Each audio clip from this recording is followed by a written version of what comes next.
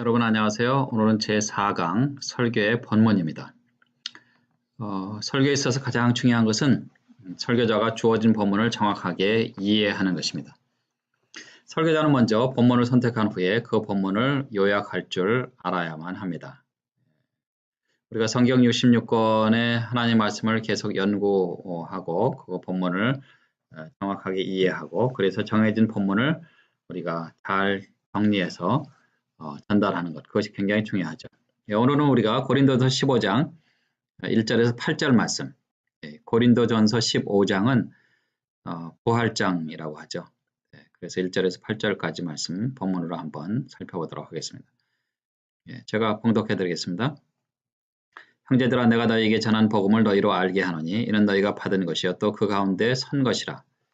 너희가 만일 나의 전한 그 말을 굳게 지키고 헛되이 믿지 아니하였으면 이로 말미암아 내가 받은 것을 먼저 너희에게 전하였노니 이는 성경대로 그리스도께서 우리 죄를 위하여 죽으시고 장사 지낸 바 되었다가 성경대로 사흘 만에 다시 살아나사 게바에게 보이시고 후에 12 제자에게와 그 후에 500여 형제에게 일시에 보이셨나니 그 중에 지금까지 태반이나 살아있고 어떤 이는 잠들었으며 그 후에 야고보에게 보이셨으며 그 후에 모든 사도에게와 맨 나중에 만삭되지 못하여 난 자 같은 내게도 보이셨느니라. 사도 바울은 예수 그리스도의 탄생과 죽음, 부활이 미리 예언되는 것이고 성경의 예언대로 그리스도께서 부활하신 것을 증거를 하였죠. 이 본문을 가지고 우리는 중심 사상을 찾아야만 됩니다. 그래서 이 요약한 본문을 가지고 핵심 내용으로 줄여서 중심 사상을 발견을 해야만 합니다. 예를 들면 이 본문을 가지고 우리가 중심 사상을 찾는다면 한마디로 예수 그리스도는 부활하셨다는 내용이죠. 예수님은 부활하셨습니다. 그분은 육신의 몸을 입고 이 땅에 오셔서 그리고 죽으신 후에 부활하셨습니다 하는 것이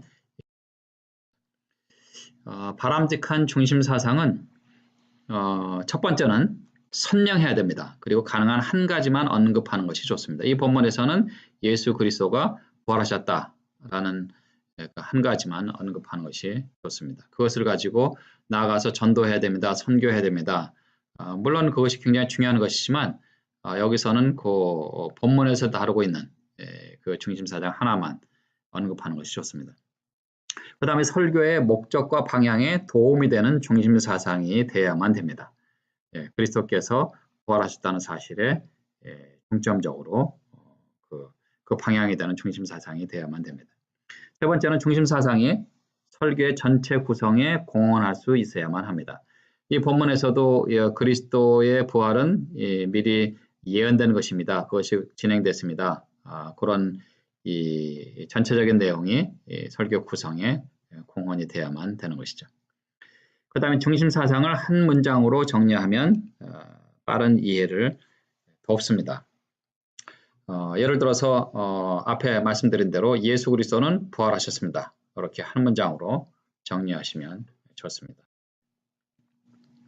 그 다음에는 주요 강조점을 찾아야만 합니다. 본문에서 무엇을 얘기하고 있는가 하는 것들을 찾아야 되는데 오늘 우리가 본 고린도전서 15장은 물론 부활장이기 때문에 금방 쉽게 찾아낼 수가 있습니다.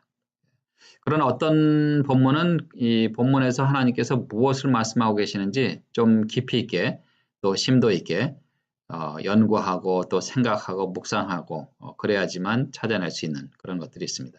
그래서 존 웨슬리는 주님, 저는 설교자가 되기 위해 기도하지 않겠습니다. 주의 종이 되기를 원합니다. 무슨 말인지 이해가 되시죠?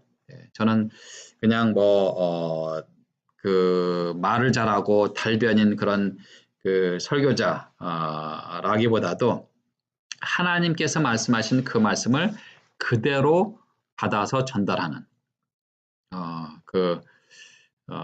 수많은 유명한 하나님의 종들, 또 설교자들처럼 그렇게 하나님의 종이 되기를 원합니다. 하나님께서 말씀하신 것을 그대로.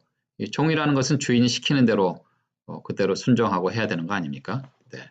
그래서 존 웨슬리도 88살까지 말을 타고 다니면서 전도하고 이렇게 했지만 저는 설교자가 되기를 원치 않습니다. 저는 하나님의 종이 되기를 원합니다. 그렇게 고백을 했습니다.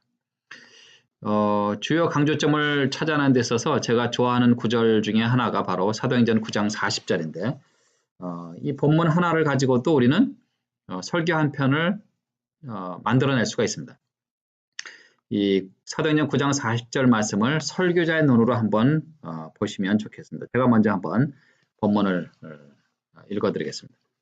베드로가 사람을 다 내어 보내고 무릎을 꿇고 기도하고 돌이켜 시체를 향하여 가로되 다비다야 일어나라 하니 그가 눈을 떠 베드로를 보고 일어나 앉는지라 그랬습니다. 여러분 이 본문에서 그 가장 중요한 이 상황을 잘 설명하는 가장 중요한 단어 하나가 있습니다. 그것이 무엇인지 한번 생각해 보시기 바랍니다. 제가 그 수업 시간에 학생들한테도 좀 이야기를 좀 하면 그 제일 먼저 나온 단어가 기도하고 이렇게 나옵니다. 물론 기도하고라는 단어가 중요하죠. 그러나 이 상황을 잘 설명하는 중요한 단어가 질문입니다. 그 다음에 이제 나오는 단어가 뭐 일어나라 혹은 기도하고 일어나 앉는지라 이런 단어들 이렇게 가는데 제가 요구한 답이 이 첫 번째로 혹은 한 번에 나오지 않는 그런 경험들을 했습니다. 여기서 중요한 단어는 뭐냐면 돌이켜입니다. 돌이켜. 설교자의 눈으로 이 본문을 한번 다시 보시기 바랍니다. 이 돌이켜가 왜 중요하냐면 보세요. 지금 그 루다에 있는 여제자 다비다가 죽었습니다.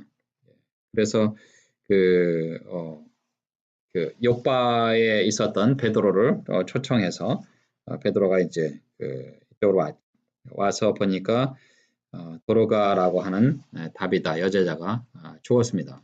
뭐 친구, 친척, 가족들 뭐 울고불고 난리 났죠. 그래서 사람들을 다 내어 보냈습니다. 하나님 앞에 무릎 꿇고 기도했습니다. 하나님이 살려주시면 이 사랑하는 여제자 도로가 다비다를 살려주시옵소서. 하나님 제게 능력을 주시고 하나님 저를 사용하시려면 저를 사용하셔서 이 여제자를 살려주시면 좋겠습니다. 뭐 하여튼 성경에 나와 있지 않지만 베드로가 뭐 그렇게 기도했겠죠.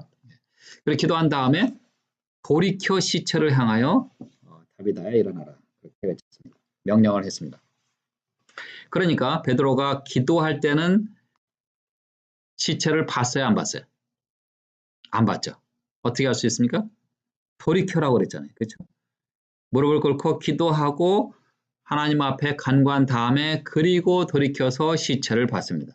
즉 다시 말해서 내 앞에 있는 문제를 본 것이죠.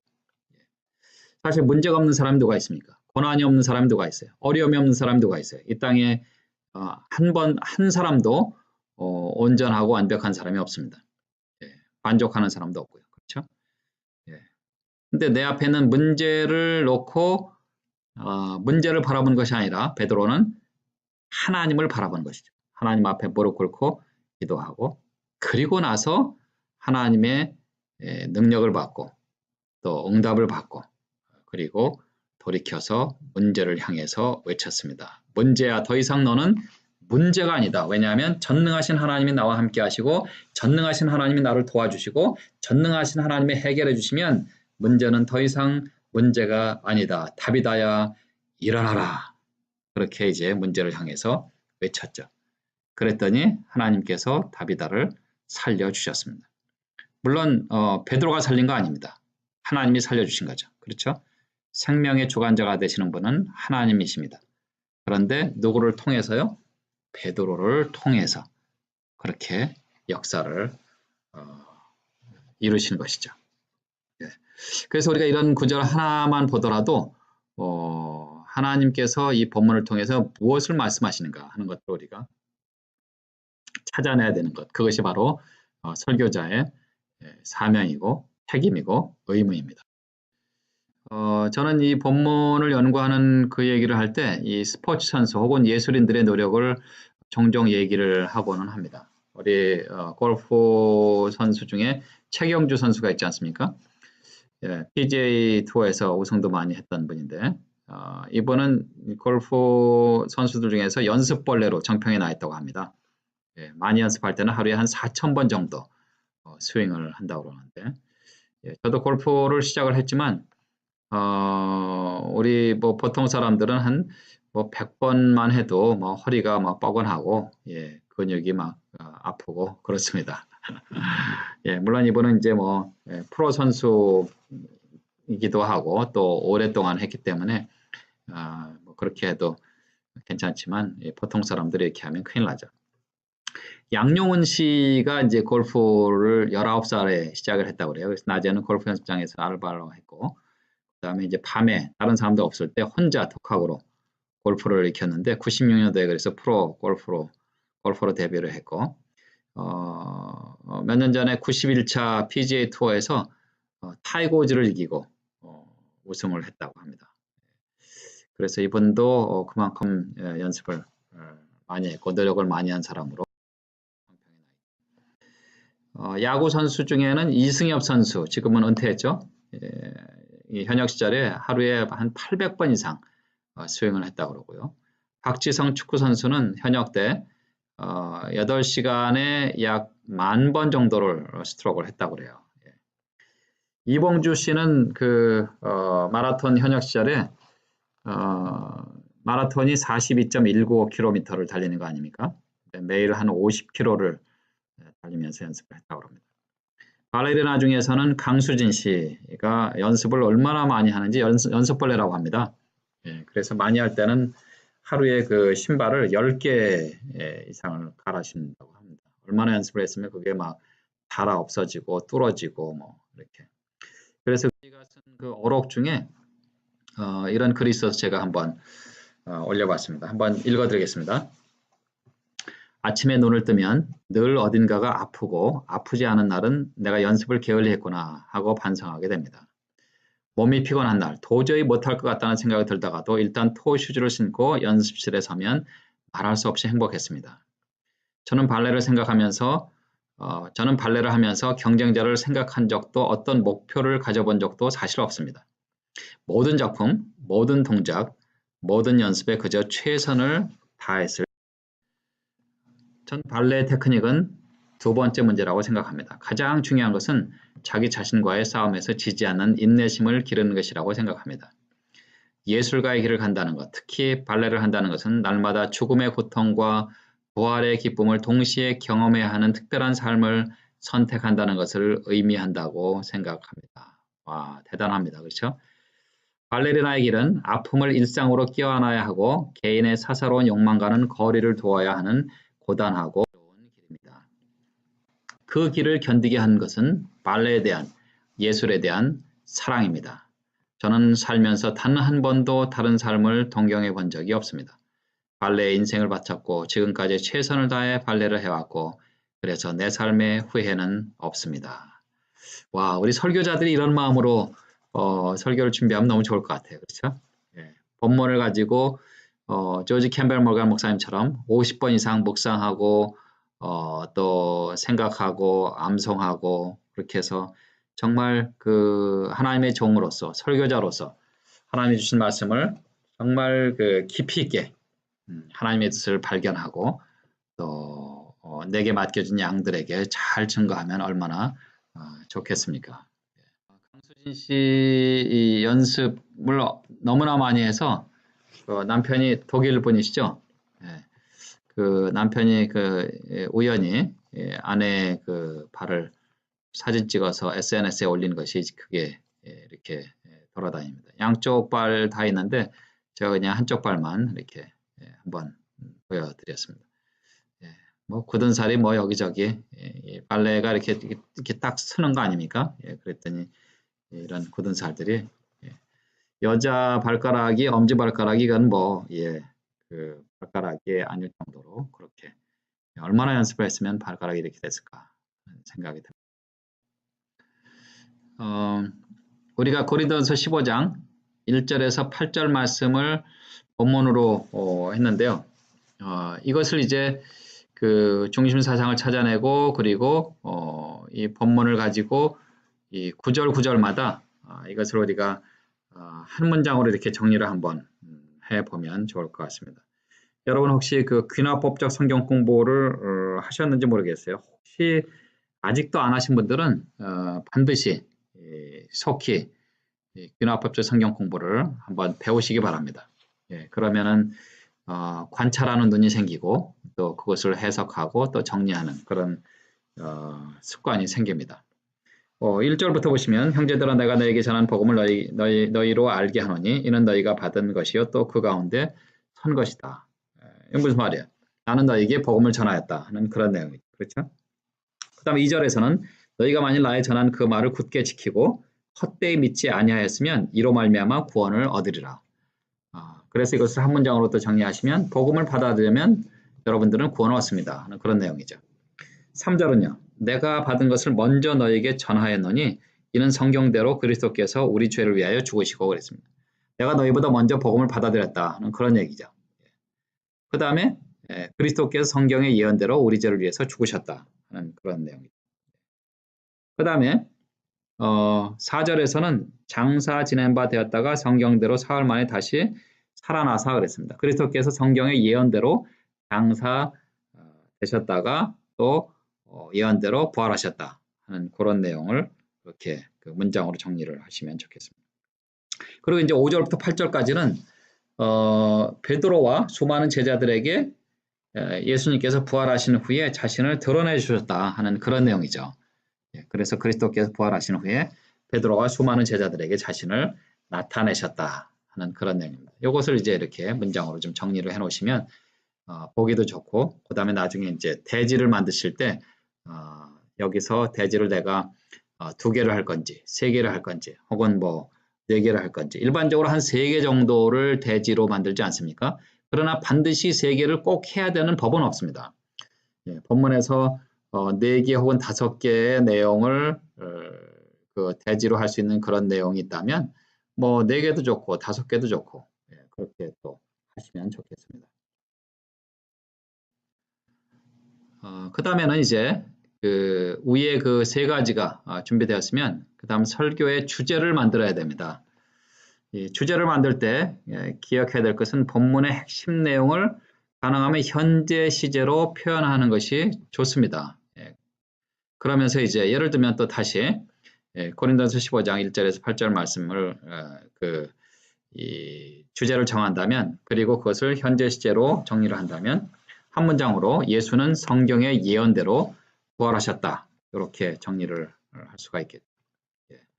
그래서 이 본문에서 이야기하고 있는 주제를 선택하고 발견하고 또 이 대지를 진행할 수가 있겠습니다. 그리고 나서 이제 제목을 정하는 것입니다.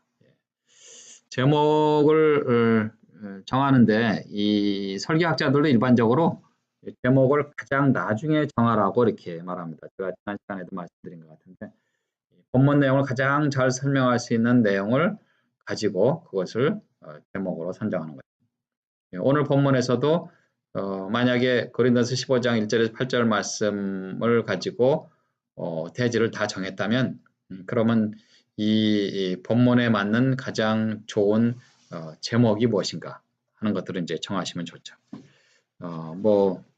간단하게는 그냥 뭐 드러난 이 본문을 가지고 부활하신 그리스도 이걸 제목으로 정해뒀고요. 그 다음에 뭐 예를 들어서 그 시편 23편 여호와는 나의 목자신 내가 부족함이 없으리로다. 그러면은 이제 그것을 본문으로 정했다면 하나님은 나의 목자가 되신다. 뭐 이렇게 하셔야 되고요. 목자가 되시는 하나님 뭐 이렇게 하셔야 되고 고린도서 15장 이 본문은 흑암의 권세를 깨뜨리고 살아나신 그리스도 이렇게 표현하셔도 좋고 하여튼 그 내용을 가장 잘 설명할 수 있는 제목을 정하시면 좋습니다. 여러분 탕제 비유를 가지고 설교를 좀 하신 그 목사님들 좀 계시죠? 누가복음 15장에 나오는 그 탕자의 비유 누가복음 15장 11절에서 24절까지를 본문으로 한다면 거기에서는 그 탕자의 비유 뭐 이렇게 해도 좋지만 뭐 집 나간 아들 뭐 이렇게 하셔도 좋고 집을 나갔다가 다시 돌아온 아들 뭐 이렇게 하셔도 좋고요.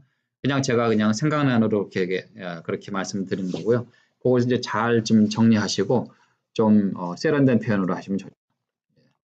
저는 그래서 그 하나님의 사랑을 중점적으로 해서 하나님의 사랑에 초점을 두어서 설교를 했을 때는 제목을 달려가시는 하나님 그렇게 했습니다. 왜냐하면 아직도 상거가 먼데 아버지가 먼저 달려가지 않았습니까? 그래서 달려가시는 하나님 이런 제목으로 제목도 잘 정하면 뭐 설교 제목뿐만 아니라 책 제목 같은 경우도 내용이 그렇게 뭐 탁월하지 않아도 제목이 좋으면 잘 팔린 책들 있지 않습니까? 네, 마찬가지로 설교도 제목을 잘 정하시면 교인들이 야, 오늘은 설교가 기대가 됩니다 하는 그런 마음을 가지고 또 설교를 들으려고 하는 그런 오픈된 마음으로 그날 말씀을 청종하는 그런 것들을 볼 수가 있습니다. 그래서 제목도 잘 정하시는 것이 중요합니다. 네, 오늘은 여기까지만 하겠습니다. 고맙습니다.